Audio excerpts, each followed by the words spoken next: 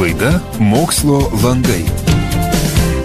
Sakėt, kad Vatsu tai kažkas tai tokio, nenusakomo. Taip. Ką tai primena? Buvimas su delfinu vandenyje. Išnyksta laiko suvokimas, visatos suvokimas, erdvės suvokimas. Labai galingas psichologinis būdas, įrankis. Bendravimas su žmogum, skausmų malšinimo, nuovargio malšinimo, atsipalaidavimo, pasitikėjimo savimi, atsivėrimo. Turėjau vieną pacientą, kuris bijojo plaukti. Tiesiog atsistojo vandenį ir kad aš jį paguldyčiau ant vandens, mums prireikė šiek tiek laiko. Bet atlikus Vatsu sesiją, jis panoro išmokti plaukti. Gali dalyvauti ir nemokantis plaukti. Taip, tam plaukti nereikia, aš tiesiog plaukdavau žmogų savo rankose, atliekant tam tikrus judesius. Tai galima sakyti, kad Vatsu metu visiškai atpalaiduojama nervų sistema? Taip, būna žmonės man sakė, kad Vatsu aš buvau kažkokioj visiškai kitoj erdvėj. Aš buvau kitoj jūroj per atostogus, kur mane nešioja šiltos jūros bangos. Pacientai sakė, kad aš prisiminiau savo vaikystę ir mamos rankas. Labai individualūs pojūčiai. Įprastai Vatsu sesijos metu mes tyliam. Ir žmogus būna su savimi. Vatsu apie žmogus buvimą su savimi. Tai yra aš, plukdydama žmogų ir laikydama žmogų rankoje, šokdama su žmogum, leidžiu jam patirti, kad pats nori pajausti. Galima sakyti, kad netgi yra tokia galimybė persikelti į tam tikrą savo praeities gyvenimo etapą. Taip, tai yra meditacija vandenyje. Kokie pastebimi pokyčiai po Vatsu terapijos?